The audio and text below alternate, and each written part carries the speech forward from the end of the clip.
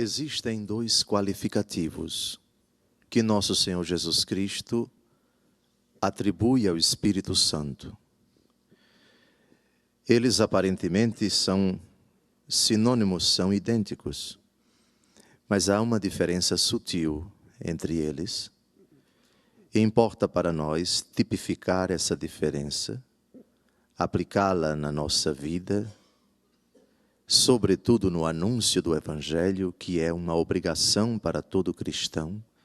Ide pelo mundo inteiro, pregai o Evangelho a toda criatura.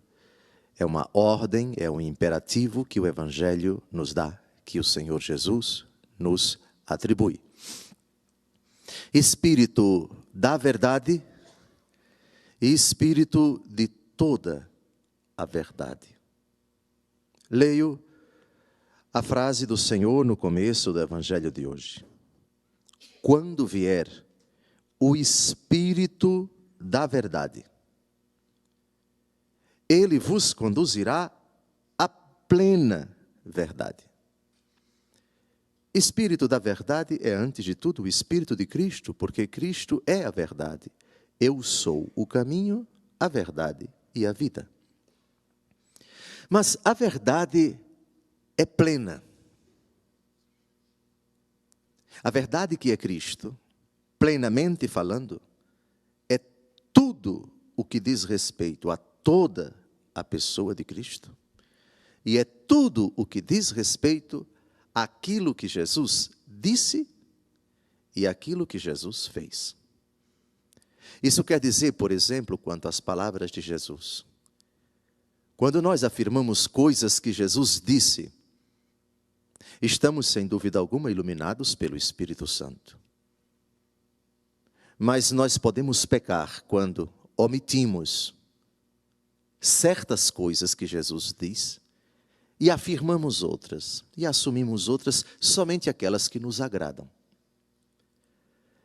E nesse sentido eu evoco um episódio assustador no capítulo 1 do Evangelho segundo Marcos.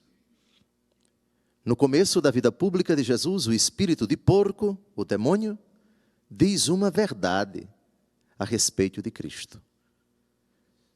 Vieste para nos perder? Sei quem tu és, o Santo de Deus. Digam-me, o Santo de Deus é uma afirmação verdadeira sobre Jesus? Jesus é o Santo de Deus? É, claro que é. Neste sentido, o demônio disse uma verdade. Só que o demônio não disse isso motivado pelo Espírito da verdade. Porque o Espírito da verdade, de que fala Jesus no Evangelho de hoje, conduz-nos à plena verdade. Plena verdade é a verdade toda, é a verdade completa. Dizer que Jesus é santo é uma parte bem irrelevante da verdade sobre Jesus. Até quem não acredita em Deus é obrigado a falar a palavra santo todos os dias. Onde é que você mora? Eu moro no Espírito Santo. É um estado do Brasil. Onde é que você mora? Eu moro em Salvador. Reconheceu que Jesus é o Salvador. Onde é que você mora? Eu moro em São Paulo, eu moro em Santo André, eu moro em São Bernardo, eu moro em São Caetano. Até quem não acredita em Deus tem que chamar santo, porque é o nome da cidade mesmo, porque é o nome do local mesmo. Grande coisa dizer que é Santo André, São Paulo, São Bernardo, São Caetano, Santo Antônio do Taboado, sei lá o quê. Pois bem, toda a verdade. Às vezes, para enganar as pessoas, nós não dizemos toda a verdade, dizemos somente uma parte. E deixamos as pessoas na confusão, na ignorância, para ludibriá-las, para enganá-las, para trapaceá-las. Dizer a verdade não é tudo, mas toda a verdade sim. Repito a frase de Jesus. Tenho ainda muitas coisas a dizer-vos, mas não sois capazes de compreender agora. Ou seja, Jesus afirma que há determinadas coisas que eles não têm condições de saber, porque não suportariam. Mas, quando vier o Espírito da verdade, e acabou vindo em Pentecostes, levando os apóstolos a desassombradamente pregar o nome do Senhor, sem medo, com ousadia, com intrepidez, O Espírito que não falaria por si mesmo, mas diria tudo o que ele tivesse ouvido. O Espírito ouve do Pai e do Filho e nos transmite. E a igreja, ouvindo tudo aquilo que o Espírito nos ensina, nos sugere, nos transmite, nos leva a anunciar coisas futuras. E até as coisas futuras vos anunciará. Ele receberá do que é meu e vos-lo anunciará. Também, catequeticamente, pedagogicamente, é oportuno que não saibamos de certas coisas agora e somente mais para frente, porque agora não suportaríamos.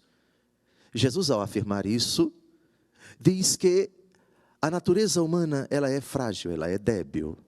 Ela, como toda criatura, é imperfeita e vai amadurecendo aos poucos. Assim foi na história de Israel. Vocês lembram?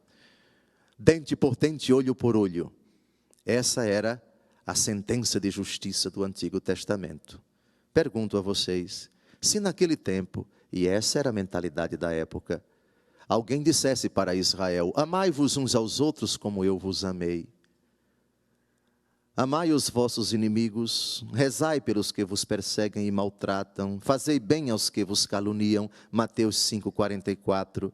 Se essa frase de Jesus fosse dita 1.600 anos antes dele, na época em que a lei do talião começou a vigorar, os israelitas não suportariam. Porque na mente, na capacidade deles, no contexto, na formação deles, no ambiente, na circunstância, isso era impensável. Por isso, conhecendo a imperfeição, a imaturidade desse povo, o Senhor reserva mais para frente essa notícia, essa verdade do amor aos inimigos. Naquela época, o Senhor permite dente por dente, olho por olho. E depois vai educando o povo paulatinamente para que mais para frente ele tenha condições de suportar uma revolução com relação à justiça, com relação ao trato com os inimigos. O dogma da Trindade, 1.800 anos antes de Cristo. Israel não suportaria, não aguentaria na sua cabeça essa certeza: eu e o Pai somos um, eu vos enviarei o Paráclito que falará por mim.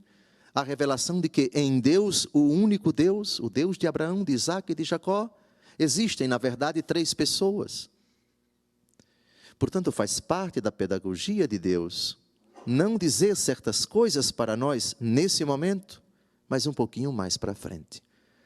Individualmente falando, também para cada um de nós, Deus Todo-Poderoso não revela tudo, não afirma tudo de uma só vez, porque sabe do que somos feitos, porque sabe que não suportaríamos, porque sabe que não aguentaríamos, porque sabe que a nossa estrutura psicossomática, nesse exato momento, ou há 10 ou 15 anos atrás, não aguentaria, não suportaria determinadas afirmações, determinadas certezas, determinadas convicções.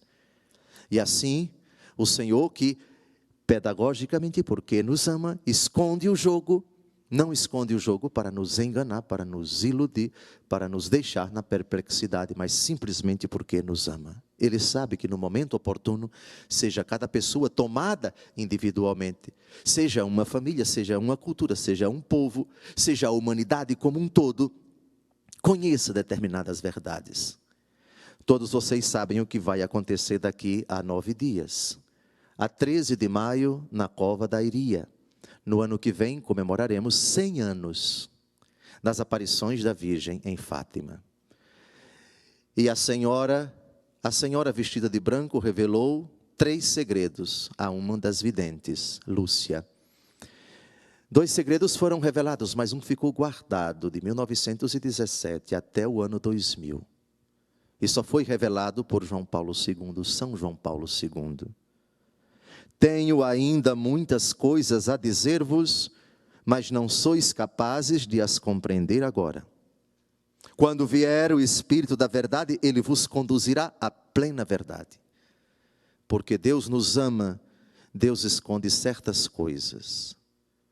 Porque para agora não é conveniente, é perigoso, é contraproducente. Não convém que a humanidade saiba. E mais para frente, quando Deus julgar oportuno, Ele vai revelar. Nesse contexto, é oportuno fazer uma breve alusão à primeira leitura que nós acabamos de ouvir. É a primeira vez que São Paulo chega à Europa. Grécia, a capital cultural do mundo antigo. No tempo de Jesus, é verdade, diga-se de passagem, já andava meio decadente, já não era mais a capital cultural. Dominada pelo Império Romano, ela perdeu o seu glamour, o seu destaque, a sua relevância do ponto de vista cultural, filosófico e de outras ciências. Mas ainda conservava, digamos assim, esse status de cidade pensante. A Grécia é a mãe da democracia. A democracia surgiu na Grécia, essa ideia de país democrático. Pois bem, e o apóstolo Paulo vai a uma parte da cidade destinada às pessoas que querem difundir suas ideias, que querem anunciar seus pensamentos, suas convicções. Um espaço, digamos assim, democrático. Quem quer apresentar alguma novidade, quem quer defender alguma tese, vai lá no Areópago, usa da palavra, todos os que estão ali escutam e analisam e julgam, e se considerarem que aquela ideia é interessante, retomam, retrucam, dialogam, replicam e assim por diante. Um espaço, um espaço cultural aberto para todos. E reparem a estrutura do primeiro discurso, do primeiro anúncio do Evangelho na Europa. Homens atenienses, diz o apóstolo Paulo, em tudo eu vejo que vós sois extremamente religiosos. Reparem a pedagogia do apóstolo Paulo. Ele não começa anunciando Jesus, criticando a religião deles, mas elogiando, não tudo, mas fazendo um discernimento. Tem uma coisa muito bonita em vocês, que é a dimensão religiosa. A filosofia diz que o homo religiosus, a religiosidade é um elemento intrínseco da natureza humana. Vocês são extremamente religiosos. Ou seja, eu começo elogiando em vocês uma coisa muito positiva que vocês têm. E estou aqui observando, passando nos vossos lugares de culto, eu encontrei um altar com essa inscrição ao Deus desconhecido. Eles eram politeístas, adoravam muitos deuses, reconheciam a existência de muitos deuses. Tantos deuses eles acreditavam que até reservaram o lugar para um Deus desconhecido. E ali naquele altar não tinha imagem nenhuma. E é exatamente este Deus, ao Deus desconhecido, este Deus que vós adorais sem conhecer, é exatamente aquele que eu vos anuncio. Então, o gancho, por assim dizer, do apóstolo Paulo é exatamente o que há em comum entre o cristianismo e aquela religiosidade, que tem muito de coisa errada, mas tem um aspecto positivo. E São Paulo vai em cima disso. É esse Deus desconhecido que eu vou anunciar. E faz uma breve síntese, uma breve recordação da criação do mundo, o Deus que fez o mundo, tudo o que nele existe. Ele não é servido por mãos humanas. Repare que maneira educada de dizer: o que vocês têm aqui, essas imagens, esses ídolos que vocês reconhecem como deuses, na verdade não são deuses. Deus não é servido por mãos humanas. E mais, na frente, ele diz: pois não é possível que uma realidade feita por mãos humanas possa ser Deus. Sendo, portanto, da raça de Deus, não devemos pensar que a divindade seja semelhante a ouro, prata ou pedra, trabalhados pela arte e imaginação do homem. Veja, ele respeita, não ataca, não desmerece, não desmoraliza, por outro lado contesta. Lamento informar, queridos atenienses, diz ele de outra forma, aquilo que vocês fazem não é Deus. E esse Deus desconhecido se encarnou, morreu e ressuscitou. Quando eles ouvem a palavra ressurreição, começam a caçoar dele.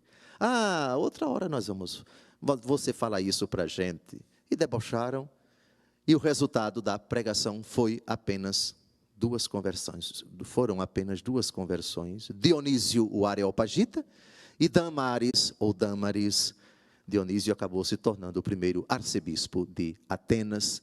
É o padroeiro da cidade hoje. Tive a graça de celebrar a missa na Catedral de São Dionísio, em Atenas, certa feita. Caríssimos, o som do Senhor ecoa sobre toda a terra, e de sua glória estão cheios o céu e a terra.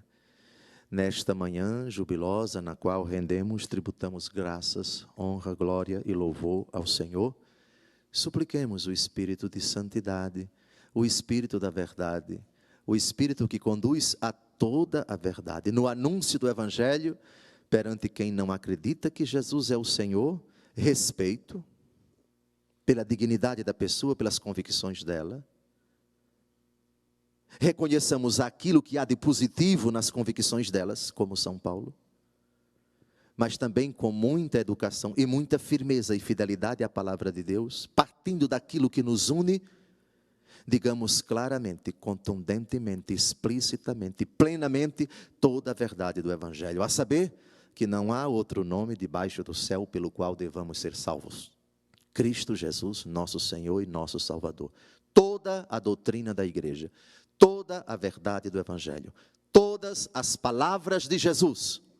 Este é o nosso dever, esta é a nossa obrigação, porque o Espírito que nos foi dado pelo batismo, não é o Espírito de parte da verdade, de pedaços da verdade, mas Espírito que conduz a toda a verdade. Ou é toda a verdade, ou não é Evangelho, ou não é pregação da igreja. Louvado seja nosso Senhor Jesus Cristo. Para sempre seja louvado.